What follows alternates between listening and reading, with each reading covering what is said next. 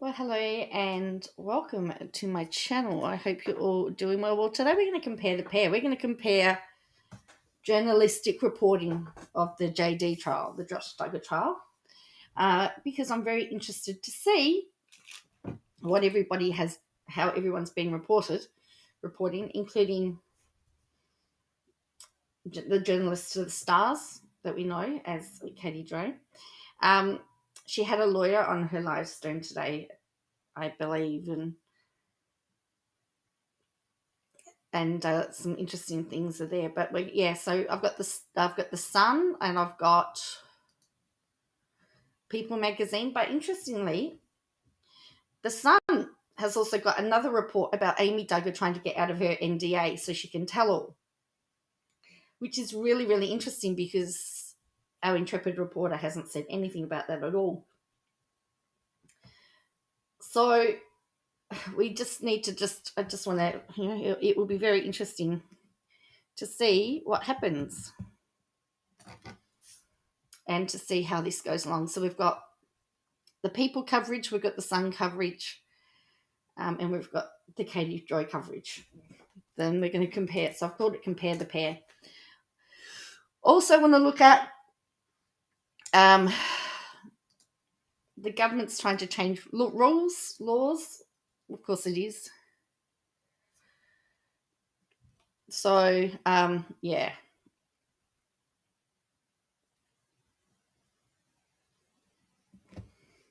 Sorry, I just got a message. I'll be back. Yeah. So I hope you're all well.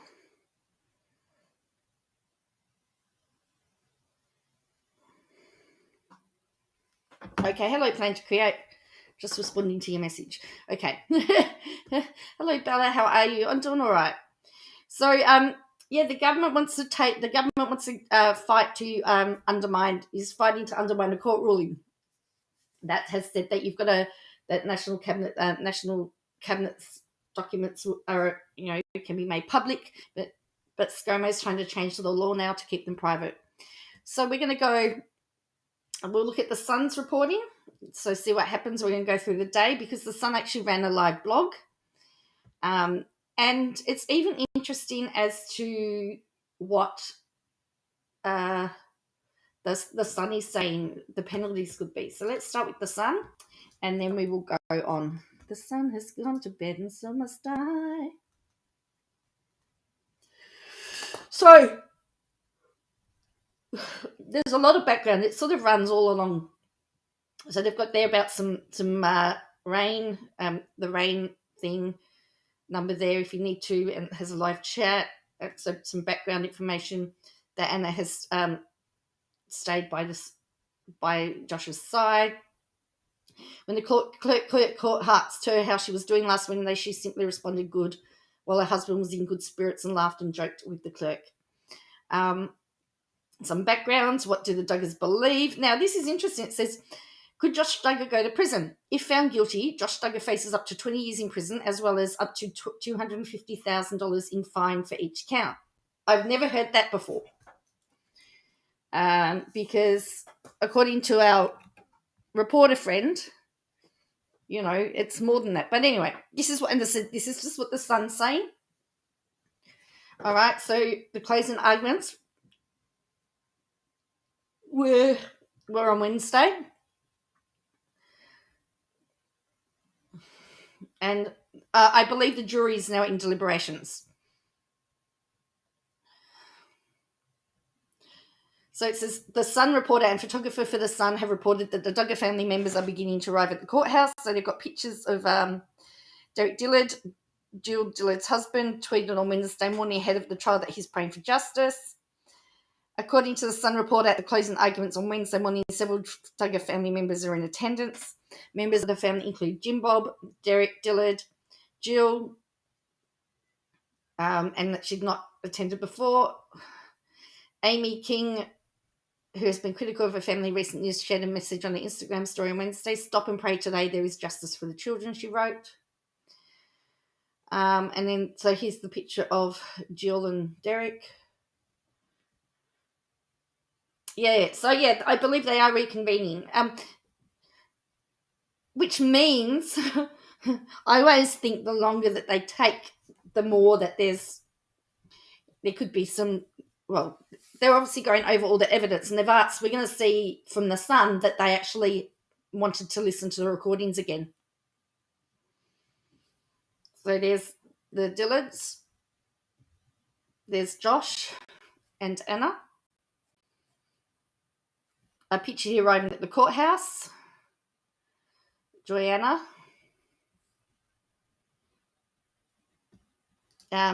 Austin and Joanna, yeah.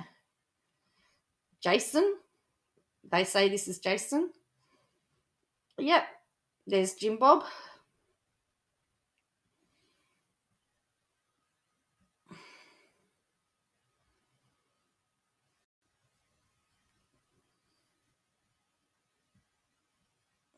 Okay, there's the lawyers. So, they're taking pictures.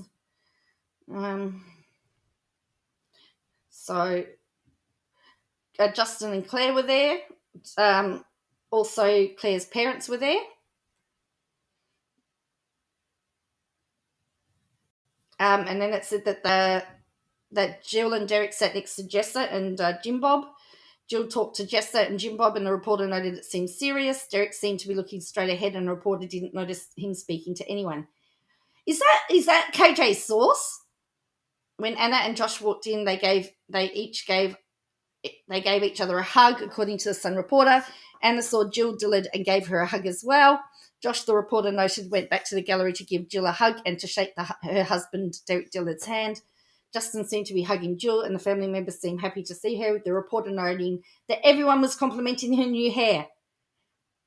This Hilary Spivey and Jessa Seaworld sat next to Anna Duggar. The reporter noted Joy Anna Forsyth and her husband Austin sat further back. As prosecutor Carly Marshall gave her closing argument, the Sun reporter noted the mood in the courtroom felt very sad in regards to the Duggar family. This is her source, isn't it? Jill Dillard looked emotional, and her husband Derek had his arm around her. Joy Anna Forsyth also looked sad, and her husband Austin was staring into space, the reporter revealed. On Wednesday morning, closing arguments in the Josh Duggar trial began. First, the judge read off jury rules before the prosecution's Carly Marshall began her defence. Is it really a whodunit? She asked, noting that all the evidence pointed to Josh receiving, viewing, and possessing and deleting child essay material. She noted to the jury that it was a case of facts, evidence, and common sense. Marshall noted the jury had heard testimony from Amber Kelmer on the 14th of May 2019, and the log the jury was shown. She noted Kelmer detailed a video of 2 minors, with one engaging in child's essay. She showed stills of the video and went on to note that Kelmer made a connection the next day with the same IP address and obtained 65 images from a known child essay material video before showing images to the jury.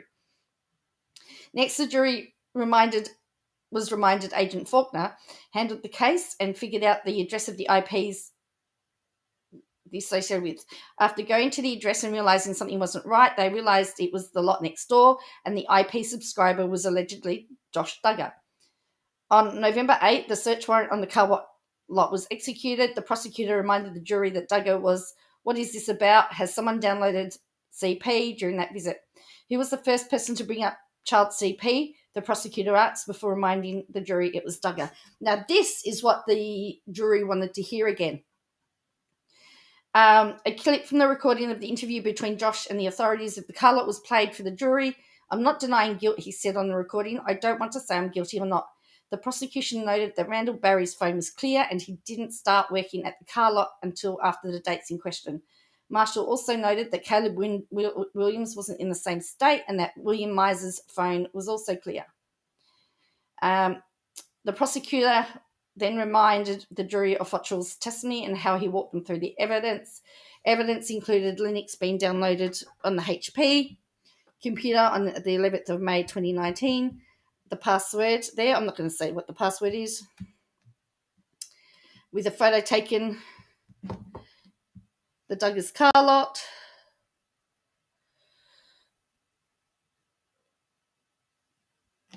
They also went over the Dell One username setup and the Intel password, which the prosecution reminded the jury was a password Duggar had been using for years. She claimed whoever set up the petition had to be there to do it. The jury also reminded that Hidden Wiki was bookmarked in the Tor browser, suggesting someone made it to go back to later. Marshall then spoke of the photo from May 14, 2019 that seemed to show someone's reflection on the computer screen.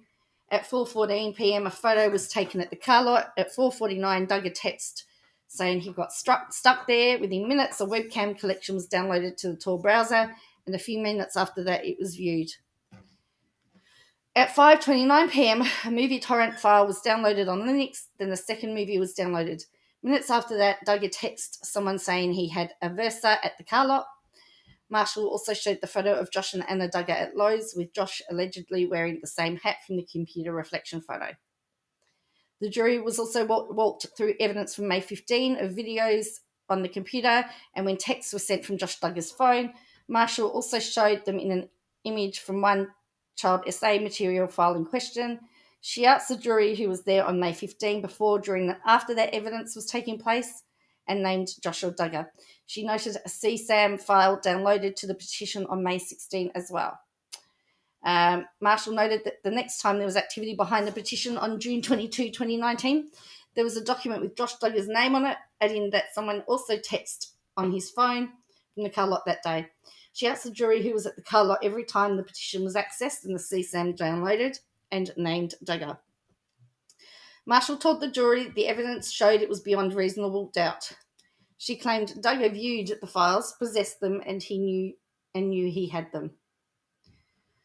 Marshall noted that the defence would claim no one knows who did this, but she asked the jury whether the evidence showed it was a remote access hacking or whether it showed Joshua Duggar was behind the computer possessing, receiving, and viewing CP.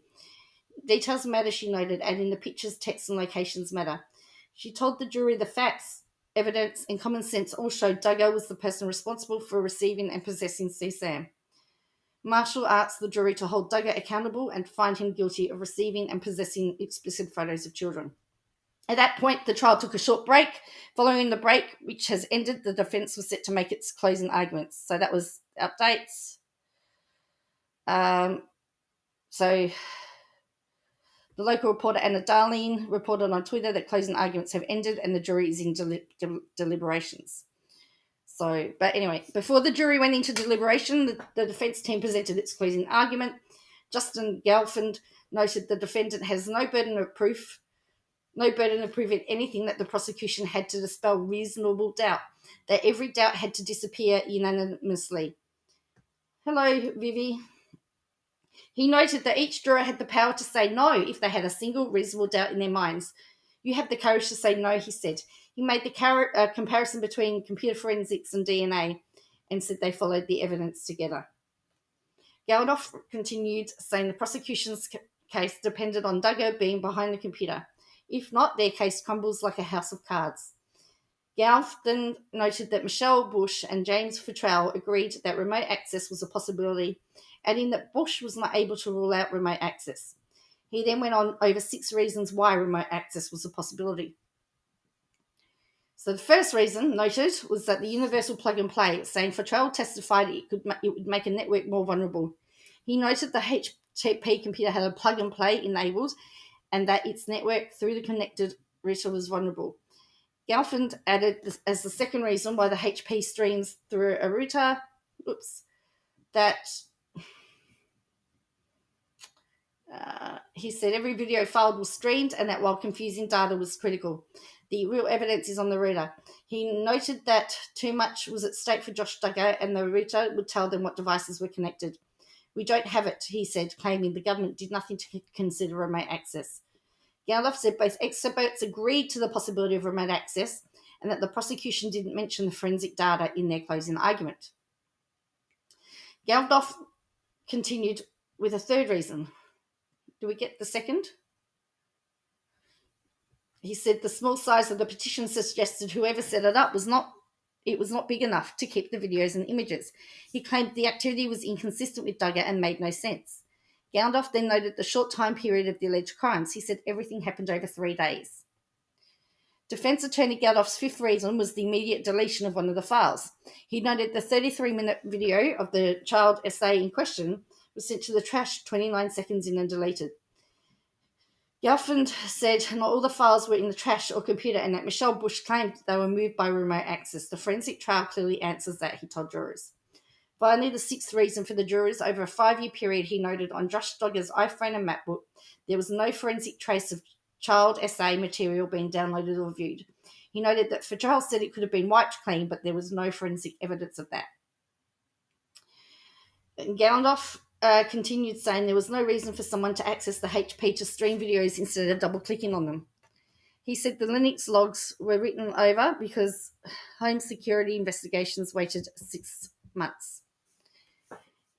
Gelfand then claimed that Fatral lied, noting the software he asked about and whether it was plugged into the internet didn't exist in 2019.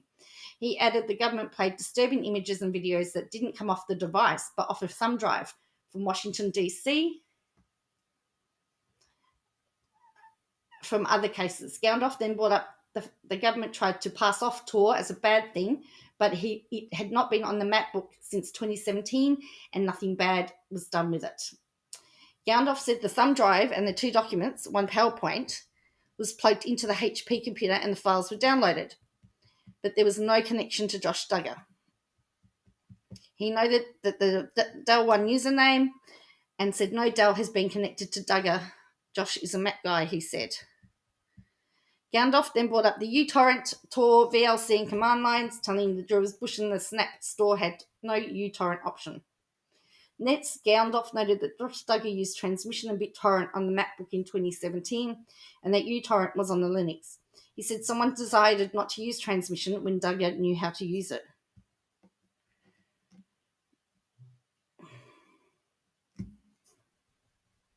Goundoff suggested next the prosecution was starstruck and that when they realised the house from the search warrant wasn't Josh Duggar's, they sent someone laser focused on finding him at the car lot. He said the government didn't look at anyone else and had excuses for everything. Goundoff said the prosecution dug up allegations about Josh Duggar that were 20 years old when he was going through puberty, noting that Duggar went to his ex-girlfriend's mother to confess. That's not why we are here, he said. Goundoff said the only piece of evidence the government brought forth from May 13 was a single photo that was their smoking gun. He then turned to the evidence from May 15 when Josh said he was at the car lot and a customer said he'd be there in 10 minutes. 10 minutes later, Goundoff noted the child SA material was downloaded. He added that the customer was expected to show up at any moment when that occurred. Goundoff told the jurors that if they agreed remote access was possible, that was reasonable doubt, and that the law demanded they return a verdict of not guilty. He added no one appreciated what they were about to do more than Josh Duggar. Everything is on the line. We ask that you find him not guilty. Dustin Roberts with the prosecution then did a final closing. He told the jurors Goundoff was making them believe a fantasy and that he treated the truth like he was throwing it at a wall to see what sticks. This case is not complicated, he added, that the car lot had signs that people were being recorded and didn't seem like a place where a high-end cyber attack would occur. Why would a hacker install Linux, he asked, saying it benefited one person. Then he said, there he is, and pointed to Josh Duggar. Robertson reminded the jurors of the Intel 1988 password. Everyone has a password, he said, and they use it as their signature password. He said Duggar used it for all other accounts like his bank and electric accounts. How does that make sense? He asked. Why a hacker would download Linux to only benefit themselves that use the signature password. Roberts continued saying you can't unsee child SA material and that it hits your gut and heart. He added that James Fatral is the person teaching the sort of courses Michelle Bush takes. He also refuted the defence's homeschooling comments about Duggar, noting that he was a power user of technology. He told the jurors Goundoff wanted them to think Tor is normal, but it allows someone to view CSAM or buy a child. Roberts said the small partition size suggested it was for receiving and processing the material, not storing it. Roberts added that Josh Duggar owned a HP and just wasn't a Mac guy. He said Bush told them her purpose was to find remote hacking. He added it wasn't reasonable for a hacker to download a petition personal to Duggar on May 11 and that they wouldn't have known Covenant Eyes was on there. As for the hat in the reflection of the computer on May 14, Roberts suggested the text from Duggar's phone about getting stuck at the car lot meant he was there, when child essay material was downloaded. The bad stuff didn't happen when he wasn't there, he said. A recording of Josh Duggar explaining peer-to-peer software was on the iPhone, laptop, and HP computer. The office computer was played. The recording of Duggar saying he didn't want to say if he was guilty or innocent was also played. Finally, Dustin Roberts told the jury, now is the time to hold him accountable. This invisible man theory crumbles. It's time to convict Josh Duggar. After Dustin Roberts' final closing, the jury went into deliberations. And then it says that he could face 20 years in prison and $250,000 in fine. So they've gone back, they're doing the history again about deliberations, what the Duggars believe. So during deliberation, now this is the bit that I found interesting. During deliberation, the jury asked to listen to Josh Duggar's interview with Homeland Security from the day the car lot was investigated again in the courtroom. In it, Duggar says there is a HP computer that is password protected. Duggar and the agents also talk about peer-to-peer, and Duggar said the HP was split, and then asked the agents why the agents were there. They mentioned child exploitation, and Duggar asked if that's what they were saying was going on and if there was something on his devices. One juror asked for a calendar, but the judge denied the request, the Sun reporter noted. Deliberations continued. That's interesting, isn't it? And then it goes back into that. So that...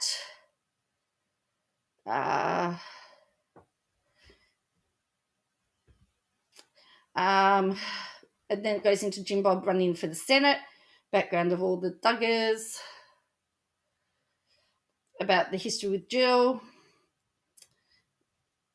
Josh's aunt prays for justice, the history again. Josh Duggar and his wife leave court on Wednesday evening after a jury did not come up with a verdict. Jim Bob Duggar leaves the court after day 6. The couple pictured leaving court for the day. So that's the update from the Sun. Now, People Magazine gave us a slightly different. Well, they didn't give us so again, they've done the highlights. But what is interesting is when we get to the part of the jurors. Hang on.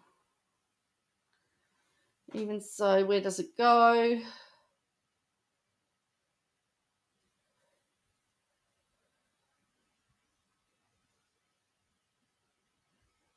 I thought it was in here.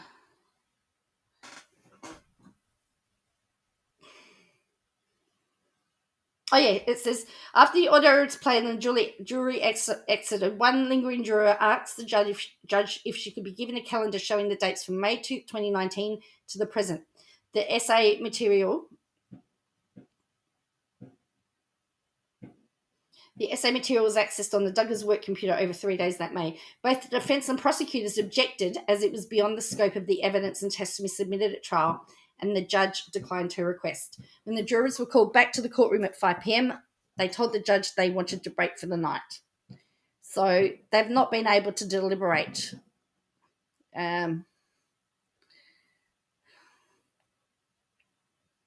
So it looks like a lot of it centres around this interview over with Josh. That's what it seems like. So that's so I don't know how it's going to go because we're not the jury. So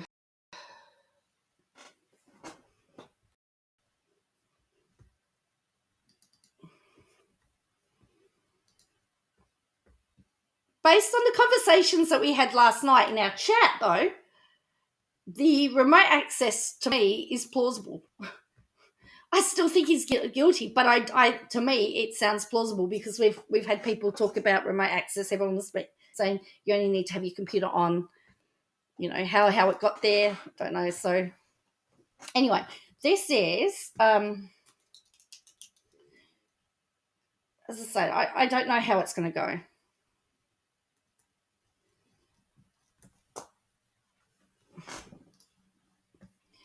So this is a report the Sun has done. Now I'm really surprised that our person on the spot has not actually mentioned this. Amy's Hope.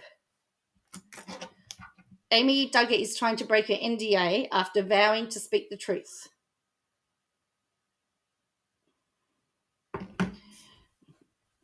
Amy Duggar revealed she's working to break her NDA with her family, and she hopes to speak the truth amid her cousin Josh's CP trial.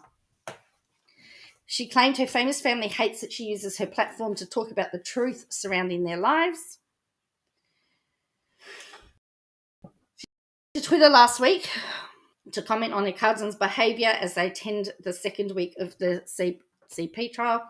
In regards to Josh's brother Justin's dreadful excerpt from the courtroom last week, she wrote, also, you don't smile with your thumb up leaving a situation like that. Where's the respect? One fan urged her to let more Duggar secrets come to light, writing, break the NDA. I'm sure you'll be able to get out of it with all the crime the family has hidden. Prayers for you, your mum and your husband. Amy, moved by the message, replied, working on it, thank you. The reality star hopped on her Instagram stories last week to open up her feelings regarding Josh's trial. So, as I said, I'm sure that there's an intrepid reporter that will want the scoop from Amy, but I'm sure the Sun will pay a lot more money than our intrepid reporter will. So, hello, Cal. I'm going to get back to normal content soon. We're still focusing on Katie Joy's reporting. So it does make sense, though, that she will eventually talk about it. So here we go. This was an Instagram live. She did a YouTube live, and she had a lawyer on, and I heard that was interesting because the lawyer didn't always follow her narrative. But anyway, let's have a look. So nice that Frida gets mummy. So Llama Girl says, nice that Frida gets mummy time. When does her son get that time? Gay Che talks about a licensed sub-attorney who found that the court had requested a forensic evaluation of the kids. According to KJ, JD automatically declined, and so did Anna. So let's have a listen.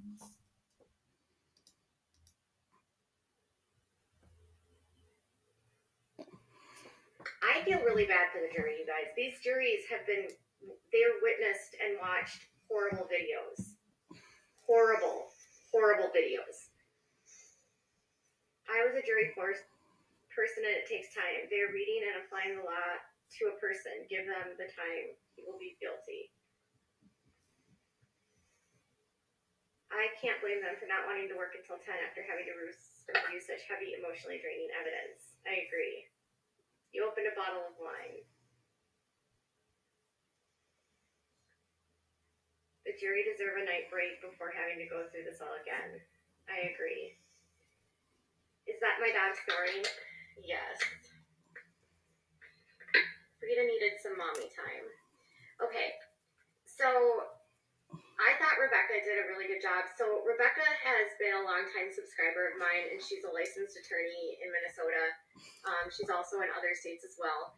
And she was explaining how all of this works. She explained in the live that she has access to court records that other people don't have because she's an attorney. And so when she was doing research for the case, she said that she went into the files and she found that the court requested a forensic exam and cognitive exam for the kids. So anytime anytime someone is arrested for this type of crime, there's typically a request by the court for a forensic evaluation of the kids of the offender, because generally these types of crimes involve the offender sharing content, and usually they start with their children and create content by using their kids for content. So more often than not, they will request doing forensic exams of their kids. So in the case of Josh and Anna, she said that the records showed that both Anna and Josh declined. Josh automatically declined, and then Anna declined too. And she said that the reason that they gave them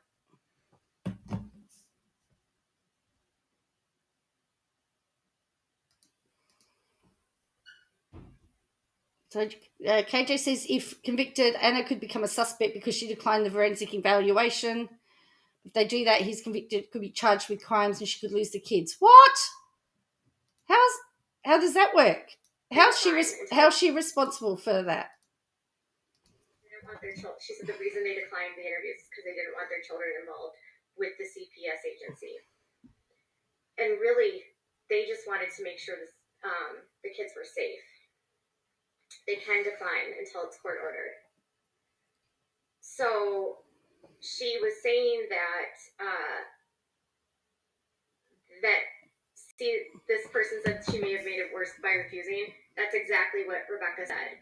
So Rebecca said that by refusing this exam, if he's convicted, Anna has made it a lot worse for herself, because the way that she explained it is that if Josh is convicted, then the court will order in advance. Like once he's. That's very interesting, Vivi Elsie. How does an attorney from Minnesota have access to CPS files, and why disclosing? Well, that's a really good thing. Yes.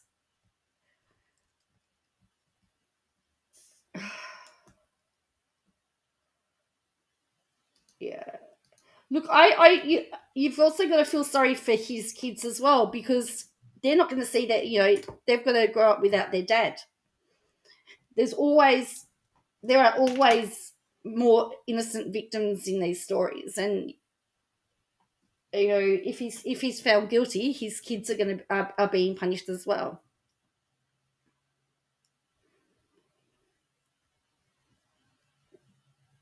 So the way that she explained it is that if Josh is convicted, then the court will order in advance. Like once he's convicted, like if he's convicted, they can order then a forensic and cognitive evaluation. Before, when it was just Josh that was the one that was arrested, Anna would have been able to be a part of these conversations, and she would be in the room with the kid. But because she's released now and there would have to get a court order to intervene, she said that Anna would not be allowed to be in the room, and Anna would then become a suspect. So because Anna refused, they'll start investigating her in the event that he's convicted on this. And if they say they find something that happened to the kids, then Anna can actually be charged with either child neglect, contributing to like child abuse. She could also be a co-conspirator. So basically, she said that Anna, by refusing, actually makes her life worse, and she could eventually lose custody of the kids. So that's if he's convicted. Well, if he's convicted and he goes to jail for 20 years, that means that the youngest will be 20 when he's out. So that's dependent on how long the sentence would be. But at the moment, he's allowed to see his children under supervision. That's the current thing.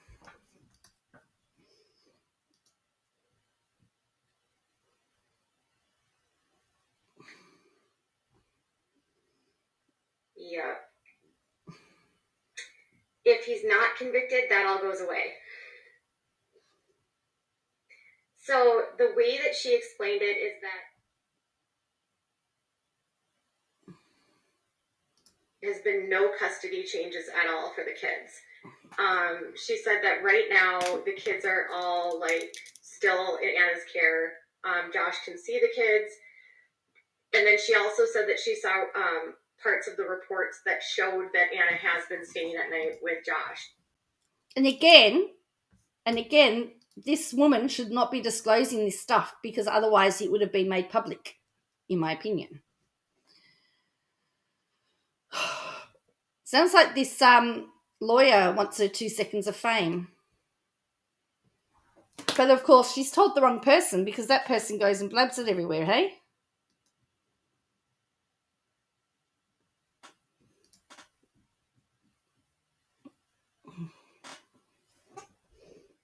she explained it is that there has been no custody changes at all for the kids. She said that right now the kids are all like still in Anna's care. Josh can see the kids. And then she also said that she saw parts of the reports that showed that Anna has been staying at night with Josh. So it said that Anna was staying over at night with Josh, meaning she couldn't have the kids over with him because Josh is not allowed to be around the kids at night. So, well, that's the thing. I don't know. I don't know. Basically, she said that the Duggars have the kids right now, but they don't have custody of the kids. And she said based upon their previous experience of not protecting their daughters and then having their own daughters as a part of the Family in Need of Services investigation back in 2006, she thought, based on her experience, that the court would not place them with the Duggars and would instead be looking at extended family like the sisters. What? From my understanding, the courts always generally try and keep kids with their mothers where they can. To place the kids with.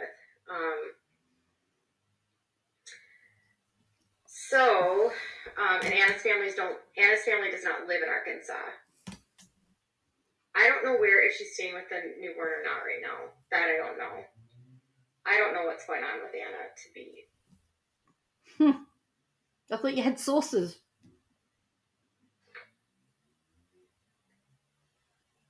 So basically, what she said is that a lot of times in these cases, the women are also co-conspirators because of the men.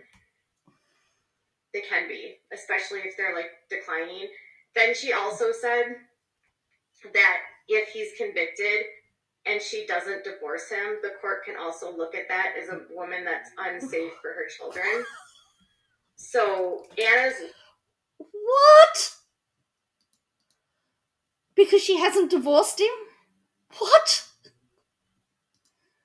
Like the way that if he gets 20 years in jail, the kids are going to be adults. So what does that going to have anything to do with that? Anyway, Becca explained it is that Anna's legal requirement is not Josh. Her legal requirement is actually the safety of her children, and her legal responsibility is to make sure that the kids are safe. If Josh gets 20 years in prison, the kids will be grown up by the time he's out. So by the time he's out, anyway. And so if she doesn't divorce him, they can actually take custody from her because they'll deem that she's too influenced by him.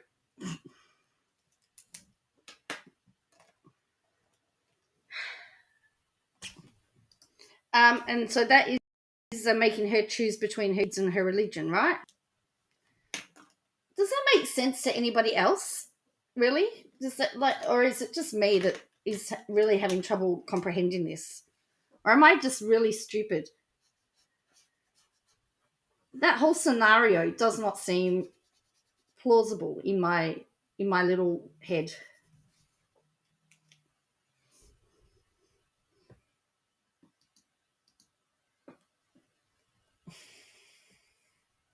Yeah, I didn't think that they did. It doesn't make any sense. Yeah. Yeah, no, this sucks. Does this help? Does this all help? Her job is her kids first. She's not going to start talking about how Anna should be with her kids, is she? So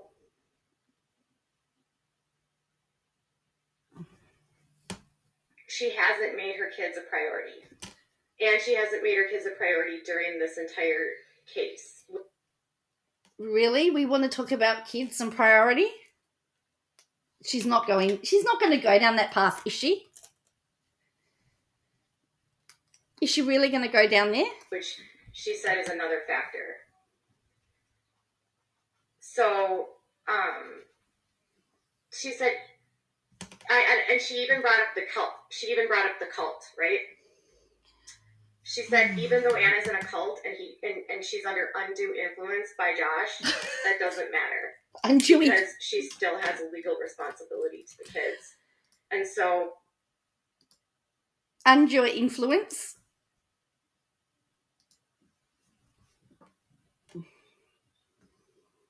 No way.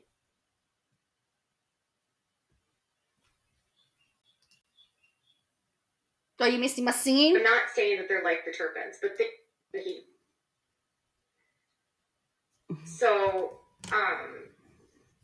she said, and she even brought up the cult. She even brought up the cult, right? She said, even though Anna's in a cult and she's under undue influence by Josh, that doesn't matter because she still has a legal responsibility to the kids. And so she said that women from these worlds will get charged as co-conspirators because they have let's think about it in the way of the Turpins, okay? I'm not saying that they're like the Turpins, but think of it in the case of the Turpins. You know that the primary abuser in the Turpins is the dad, clearly, right? But the mom was a co-conspirator because she didn't say no to the dad, right? So that's kind of where that... So she's saying that Anna is a co-conspirator for Josh downloading the child's CP even though he was at work and she was at home and she didn't stop him. Okay, that makes perfect sense. Not. Comes into play. And as far as we know, their kids have not been harmed. As far as we know. There's no evidence that Josh has done anything to any of his kids. Nothing at all. So we would only have a problem if there's evidence that his own children had something done to them. So, again, that is all if he's convicted, right? If they find him guilty.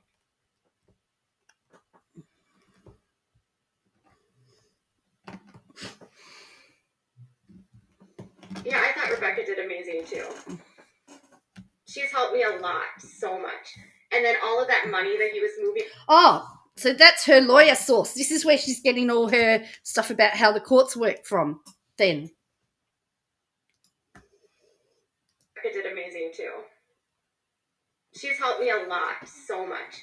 And then all of that money that he was moving around and trying to hide, she said, would also play a factor as well. They will get their money no matter what. Who will get their money?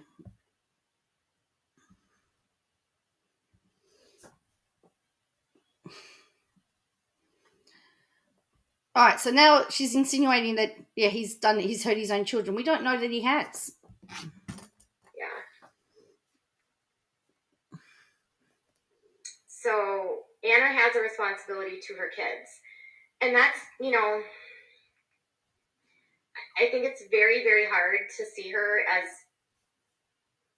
You can see her as a victim of domestic violence, but it's not okay for a victim to become a perpetrator. You have to remember that. Like, it's not okay for a victim to become a perpetrator. Even if she's being abused, it doesn't give her the right to allow her children to be abused or put her children at risk of being abused and not doing anything to protect them. And I said, well, why would Anna decline the forensic evaluation? And she said, Josh probably told her she had to decline. And I said, well, why would Josh decline? And she said, well, Josh probably knows the answer. No. And he doesn't want them to speak to CPS because he knows if his kids have an opportunity, they might. No.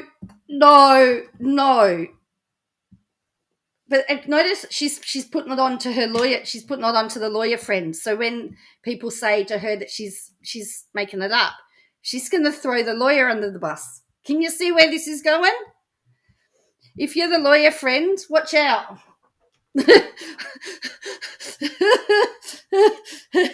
Hey.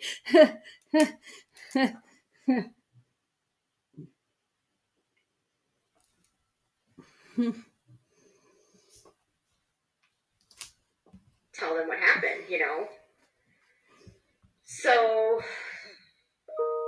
and they're notoriously untrusting of governmental agencies.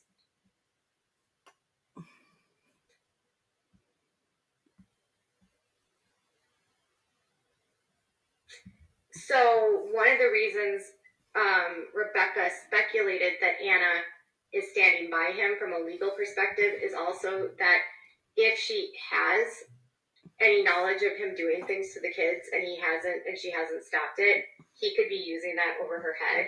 Like, if you leave me, I'll tell them that you did this. If you leave me, I'll point the finger at you. Which she said happens a lot, where one parent that's doing things will like threaten the other one and saying like, well, I know you did this.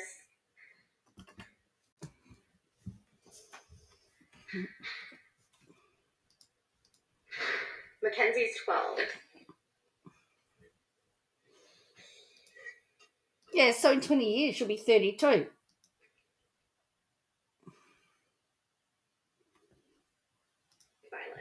You guys, there's no other way around it. The entirety of this cult treats women like property and they have no rights, right? She cannot say no to her husband for anything. That's not a healthy marriage. That's domestic violence. Domestic violence can include emotional, spiritual, psychological, financial, and physical and sexual abuse. So it's nearly every woman that's involved in this cult is in a domestic violence relationship. No. Where's your proof? Yes. But being a victim of domestic violence does not give you the right to also be violent to your children, right? So she still has a duty to take care of her kids.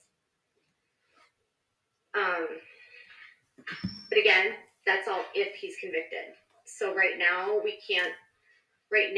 there's nothing the court has done at this point. They have to wait for a conviction. And then I asked Rebecca, if they find that he did something to the kids, can he get additional charges? And she said yes, and that happens quite a bit in cases like this, where more charges are added down the line. No. It's a lot of sexual and physical abuse in this. One of the things I've talked to a lot about in my sources is having conversations with them about the violence against children. It's such a huge problem in this cult. There's so much corporal punishment. There's so much child abuse that's happening. There's so much defending of the child abuse that happens. The kids just get beat with rods out of the name of God. It's just horrible. And if you talk to someone about it, this is what they say. I'm not even joking. They say, well, I never do it out of anger.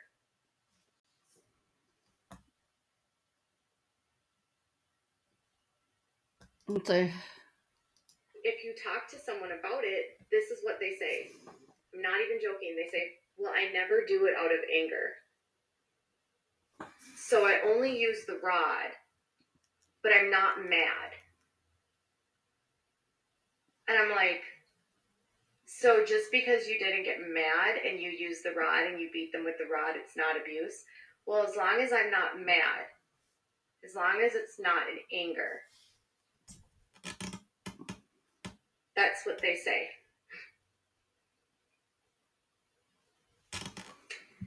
And they use like wooden rods, they use wooden dowels, they use glue sticks. Josh does corporal punishment on his children. Yes, I've been told that by multiple people.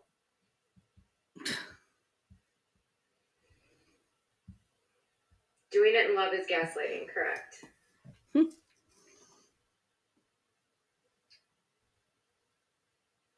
I had to tell someone that Michael Pearl was not a good person. Like, literally, they were like, oh, he's a good guy. I'm like, no, he's not. No, Michael Pearl's a monster. So,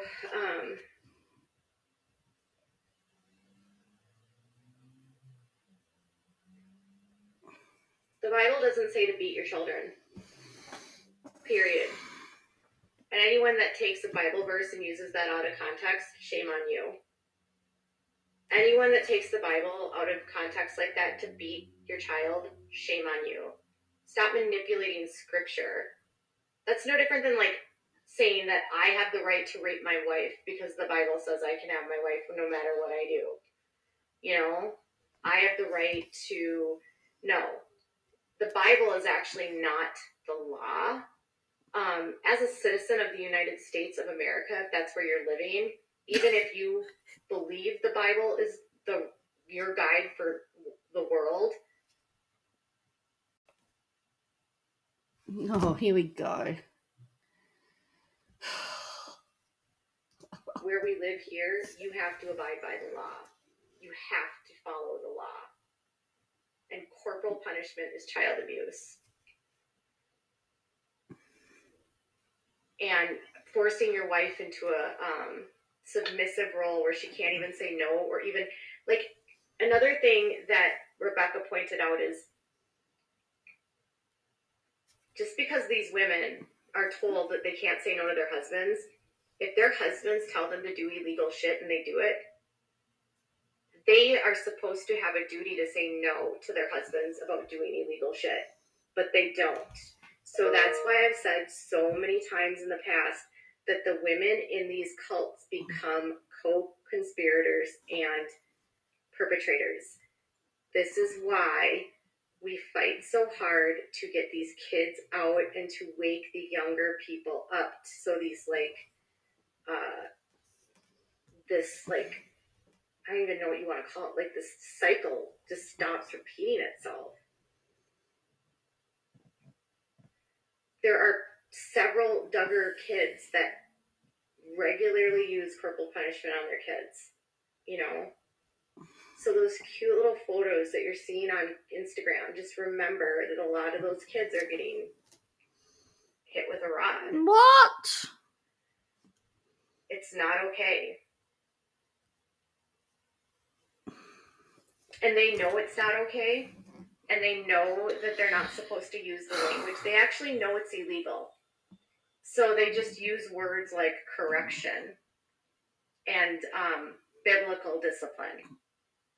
Because they know if they tell you that they're using a rod, they could get called in on they could literally get reported to CPS.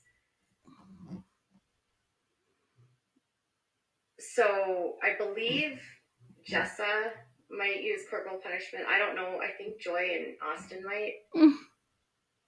I know that Derek and Jill say that they don't.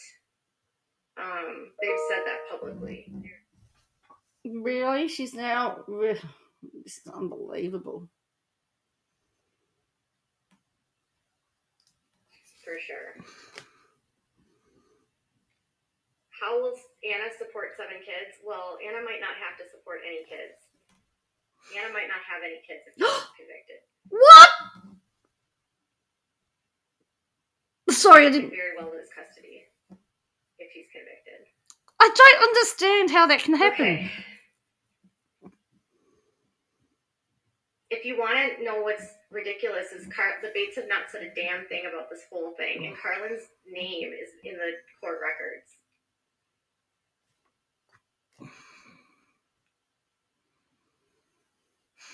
No, when they spank, they use a flexible PVC pipe or a flexible glue stick, and they slap. I mean, the way that this was described to me was, well, you don't leave a bruise, but you definitely hit them hard enough so that it hurts, like it's a sting. And I'm like, and how long do you do it? Well, I don't do it for very long. I mean, there's some guys that I know that will just wail on their kids, like they beat the shit out of their kids. And I'm like,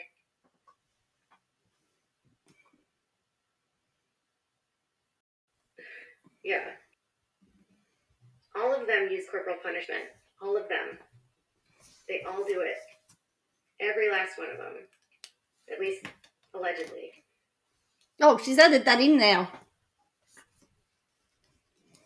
Josh sent a text message to Evan, Carlin's husband, about a car. when he was downloading child pornography, he sent a text message to Evan. Yes. He sent a text message to Evan telling Evan that he had a Versa car for Carlton Bates.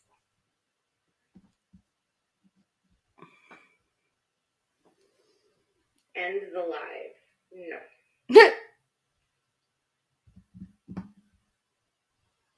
I know.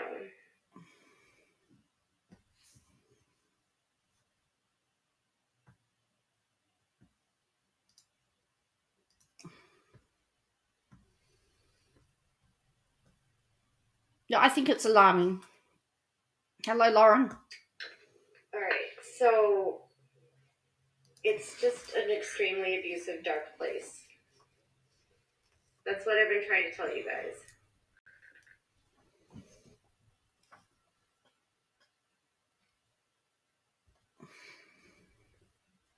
I don't know who in the Bates does. I know that Gil Bates has had sermons talking about corporal punishment. I don't know if the kids do it or not.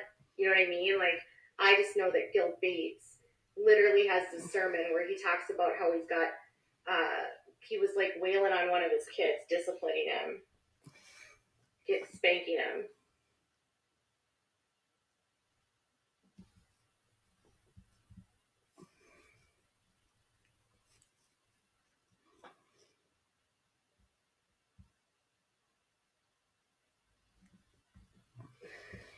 I know, it's sad.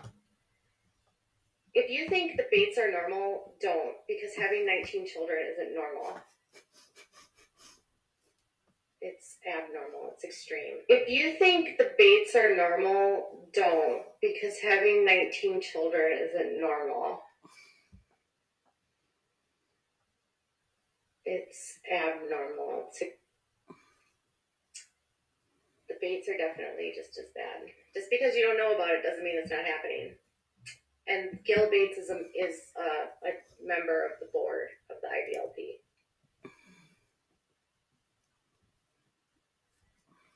Okay, so I just needed to get that off my chest. I had said already why Anna might lose custody, and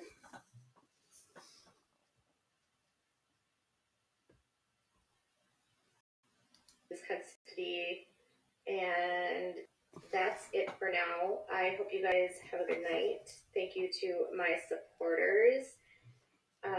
Be extremely, extremely, extremely kind to yourself. Don't practice corporal punishment. There's nothing biblical about beating your child. Do not rape your wives. There's nothing godly about forcing your wife to have sex with you when she doesn't want to have sex. Stop telling your wives they can't say no. Is that addressed to Toad? And wives, literally put your kids first. No, she just said to put your kids first. Put your kids first. If you cannot protect your children and your children are abused by your husbands, you are equally as guilty. Just because your husband tells you you don't have rights, your children's rights are your like their legal rights are your responsibility. Do not think for a second that you can't get in trouble by condoning that kind of behavior. You are responsible for the abuse that happens in your home, and if you willingly put your husband's needs over the needs of your child, you can be charged with child abuse. Did she just, hang on, has she just given, hang on, did she say if you put your needs in front of your child, you could be charged with child abuse? KJ! Over the needs of your child that happen, that you can't get in trouble by condoning that kind of behavior. You are responsible for the abuse that happens in your home, and if you willingly put your husband's needs over the needs of your child, you can be charged with child abuse. So that's why she says no to Toad.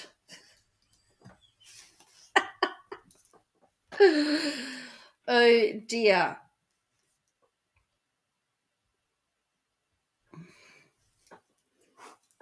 Wow.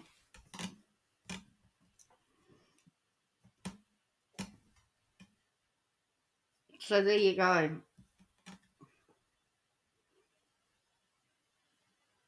So according to her, if Josh is convicted, Anna loses the kids. How does that work?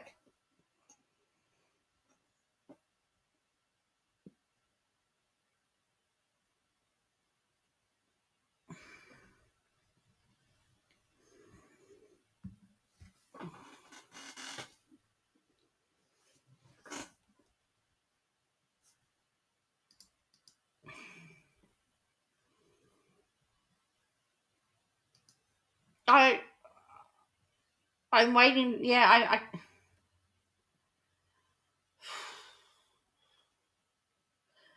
I'm not sure how that works.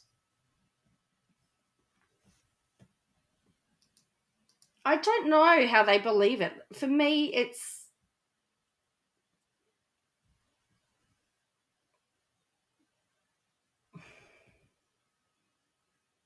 so earlier she said that she had she's got a lawyer. She had a lawyer on, and the lawyer is her source or something, that Anna could actually lose the kids because she didn't protect them. She's implying that it's going to be revealed that Josh has harmed his children and that she's going to lose the kids because she didn't protect them. That's what she's implying, because they refused to have checks done by CPS. So therefore, the only reason why they would refuse is because Josh harmed them. That's her argument.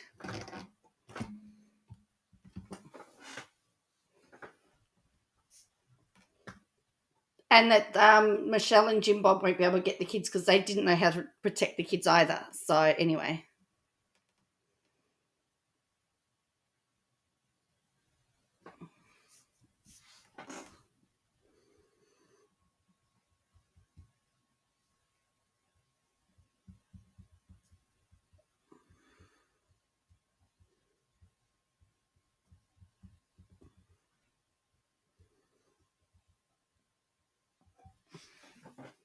So that's what she's talking about.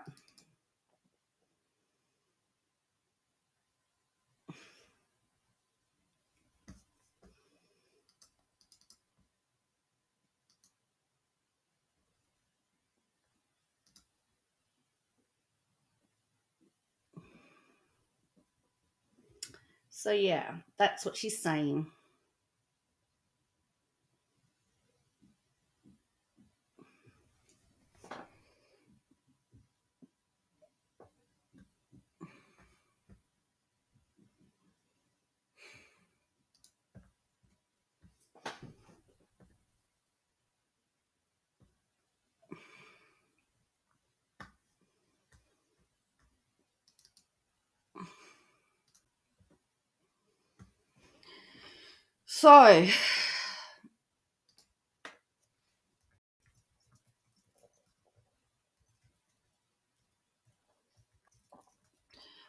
So we heard that, as I said, the jury's in deliberations.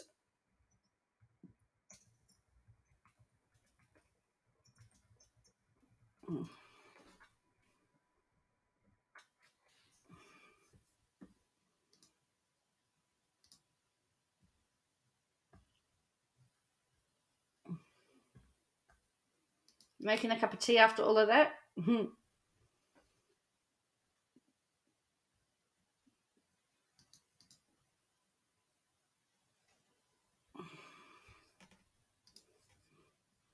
Mm.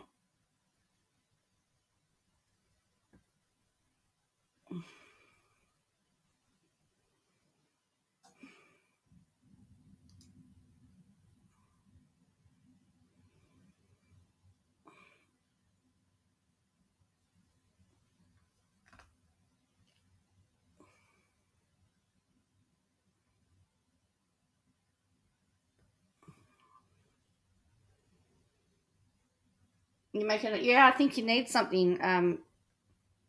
You need something strong.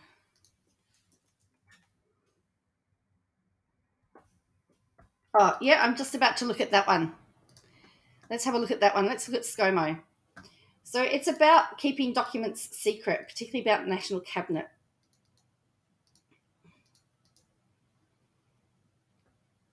So it was ruled in the Fed court that National Cabinet's documents, what was discussed in the minutes of the meetings, it's all gone through to court and everything.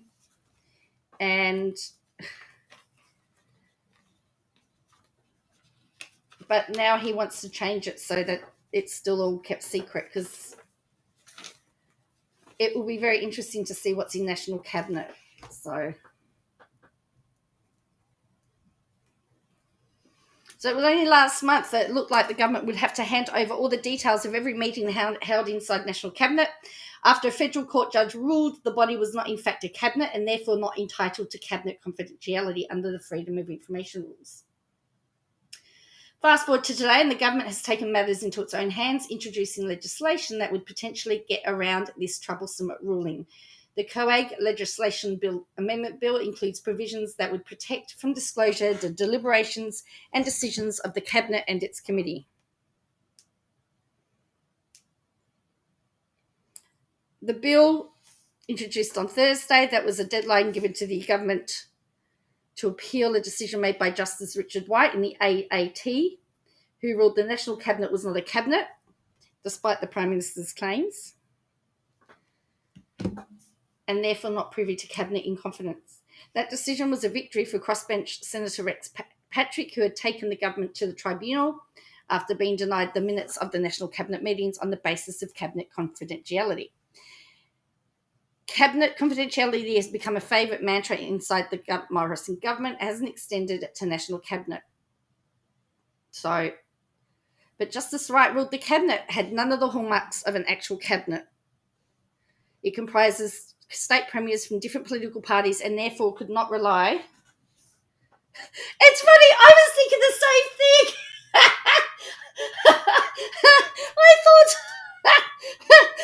I was thinking, oh, it's not a cabinet because it doesn't have any drawers.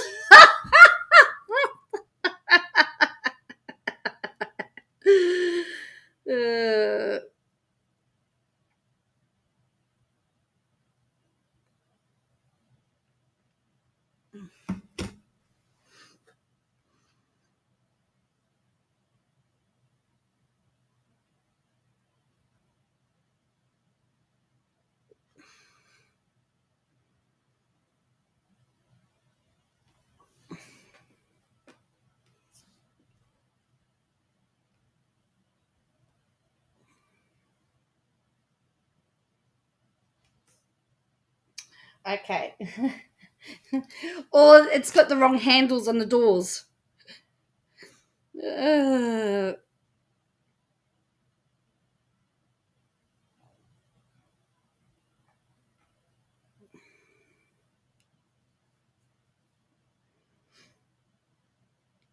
Okay.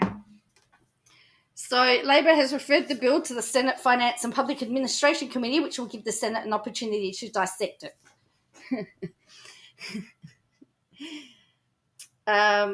So the government is addicted to secrecy and hiding from the Australian public their right to know what the government is doing in their name.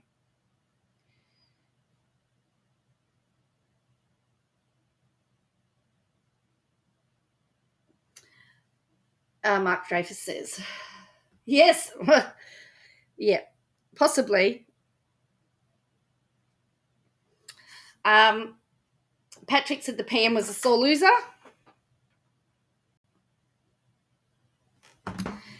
Obsessed with secrecy and allergic to transparency. This is another blatant attack on democratic accountability from a PM who absolutely hates scrutiny.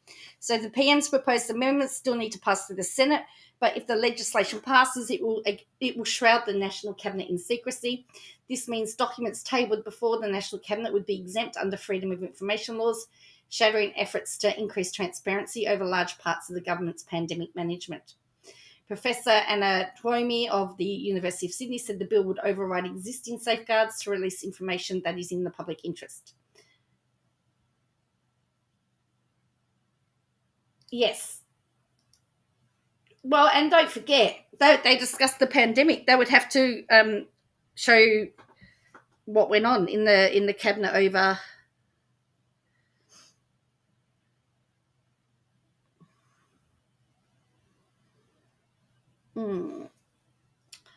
Beyond transparency, it would assume that a national cabinet is a cabinet when a federal judge has ruled it out. So what this is saying, even if it's not public interest to keep things secret, we're going to keep them secret. Yeah. A national cabinet is not a cabinet when a federal judge has ruled it not. It's still pretending this body is something that it is manifestly is not. The post government. So yeah. So that's what they're trying to do. They're trying to keep all the stuff that was mentioned at that meeting secret. And as the judge said, a cabinet meeting usually consists of people of all the same party. So, you have...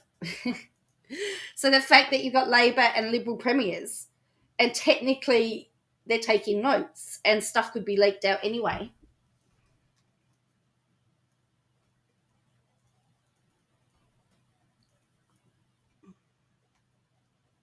So anyway, it's just really weird if you ask me. Really, really weird.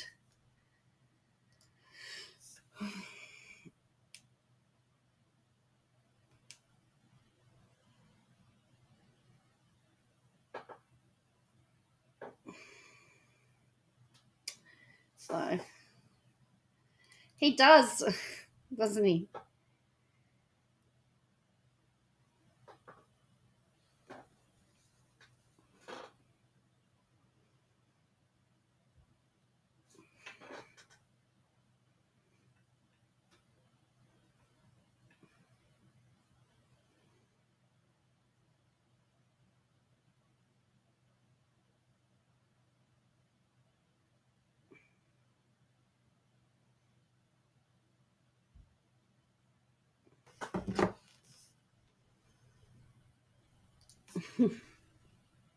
That's right.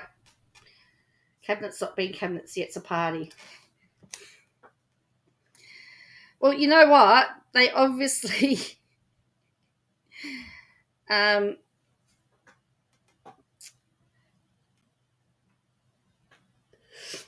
they just want it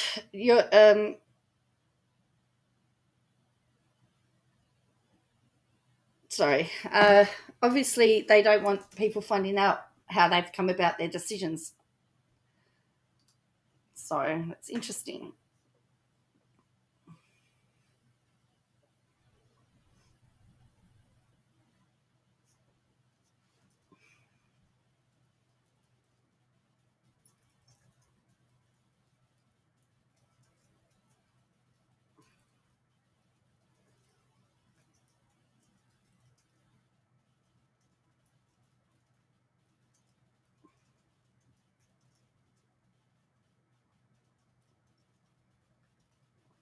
All right. So on that note, I have to go.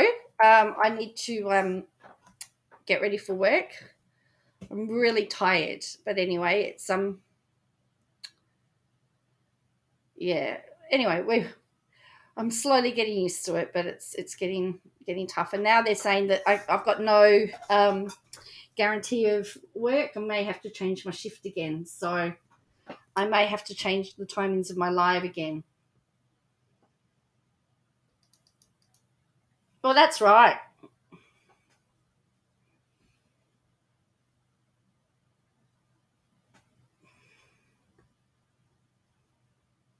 Yeah. But anyway, as soon as I know what's happening with work, I'll let you all know, but it's all up in the air at the moment. Oh, I'll tell you. Anyway, so thank you for joining me. I'll timestamp these, so for those that don't want to sit through the Katie Joy stuff, just wants to sit through the Scomo stuff, much of the same, really, isn't it? I'll catch it all again, hopefully tomorrow.